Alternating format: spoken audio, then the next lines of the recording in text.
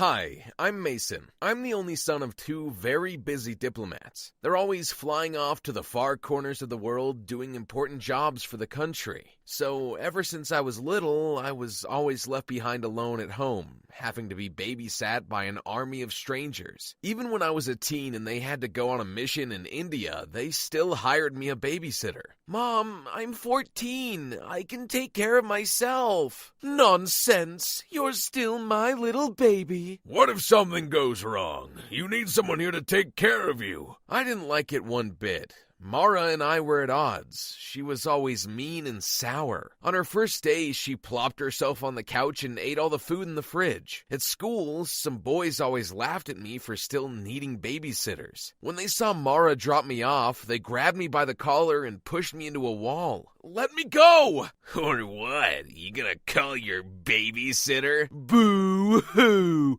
The little twerp needs a diaper change. Oh, look, a cockroach. It needs exterminating. Mara threw the boy down and stomped on him. All his friends scattered like the roaches they were, and nobody bothered me again after that. Turns out Mara was tough as nails. She was a mafia boss's daughter and was an expert at eliminating threats. I also noticed her starting to look at me differently after that day. The next time my parents left for a months-long trip, they hired a different girl. This time it was some stuck-up snob. Her name was Carlene, and the moment my parents left me in her care, she refused to do anything. Instead, she was on her phone all day, ordering me to fetch her drinks and snacks. I thought she was hired to take care of me. Instead, I ended up taking care of her. Hey, my parents are paying you, you know? Oh, this? I don't need it. I just wanted to get out of my dad's house. Turns out, Carlene was a billionaire's daughter, and she had her own billion-dollar business herself. The only reason she still stays with her dad is because she wants to inherit his wealth, and he's very clingy. Sure, my parents were well off, but I only got an allowance. So when Carlene suggested I work for her, I jumped at the chance. Little did I know, I just sold my soul to the devil. Carlene ordered me around and made me bow to her and call her princess. She made me perform embarrassing tasks like stamping her name on my forehead and walking around with a shirt saying I was her property. Every morning, she made me wake her up with breakfast as she lay in bed. I had to feed her grapes by hand.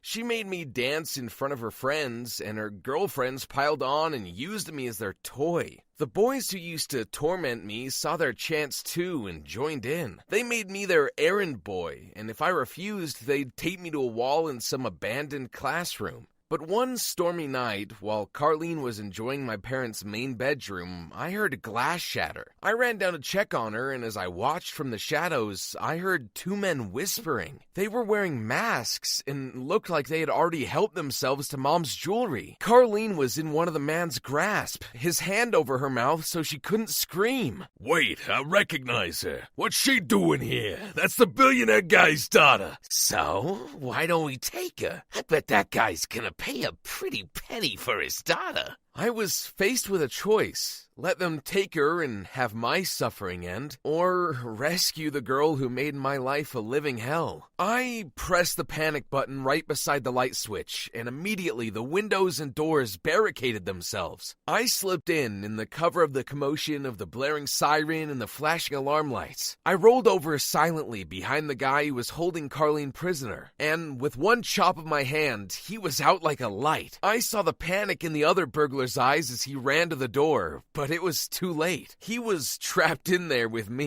It didn't take long for me to tie them both up. I was trained in judo and jeet kune do ever since I was 5. I just never used it out of fear. The cops came and took the bad guys away, and as soon as they left, Carlene flew into my arms and hugged me tight. I could feel her still shaking from fear, and then she fainted. I stayed beside her all night, and when she woke up, she slapped me across the room and started yelling. Then, in a sudden 180, she hugged me, and then she peppered my face with hundreds of kisses. "Thank you. I'm sorry. Thank you. You saved me." Carlene didn't stop there. She threw a huge bash when she found out my 16th birthday was coming up, and she invited all her friends and everyone from school. All the important socialites and politicians in the city attended too. I thought I might have even caught a glimpse of my babysitter from when I was 14, Mara, lurking somewhere in the crowd. Mom and Dad surprised me by flying all the way from India for that one special day. Surprise! Look what we got you. Oh, dear Lord. Behind Mom and Dad were 3 girls, each from different countries. What? No,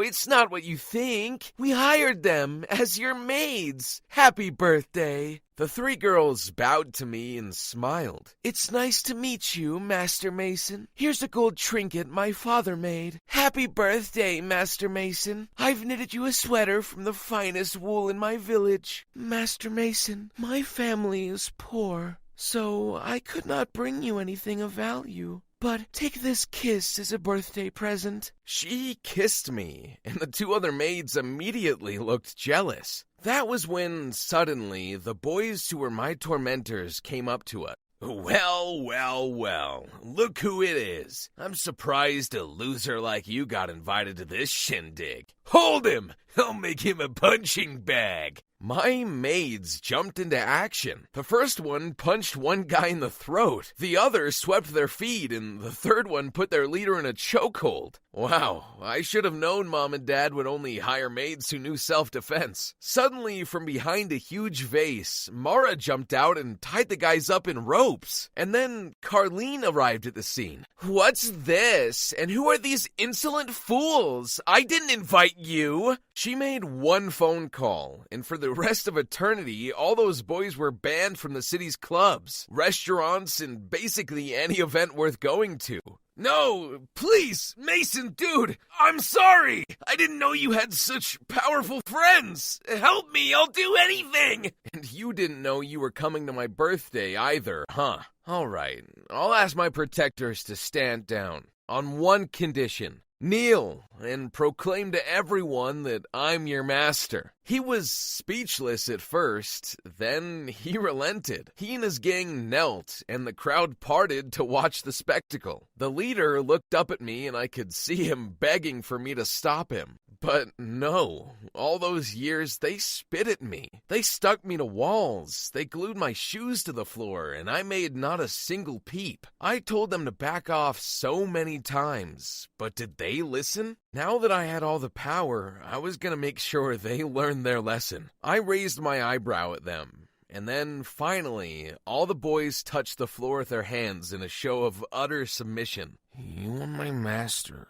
"I can't hear you." "You are my master." Honestly, I think I have something in my ear. "You are my master." The crowd laughed in abandon, and all the boys had to do the same. I played the video of them doing it on a huge projector at the stage. They had no idea I was filming the whole thing. I had no clue if I'd have that much power forever, so I thought a little insurance policy wouldn't hurt. I made the boys dress up in waiters' clothing and let the waiters get on with the party. And then I told my tormentors that I'd changed my mind. They weren't getting off easily. They all got thrown out of the party as the crowd threw food at them. And just then, my cake arrived. 5 tiers and 16 candles. I blew out every single one of them on the first try, and just as I made my wish, it came true. All the members of my female protector squad leaned in towards me and planted a kiss on my cheek. It was the happiest birthday of my life yet.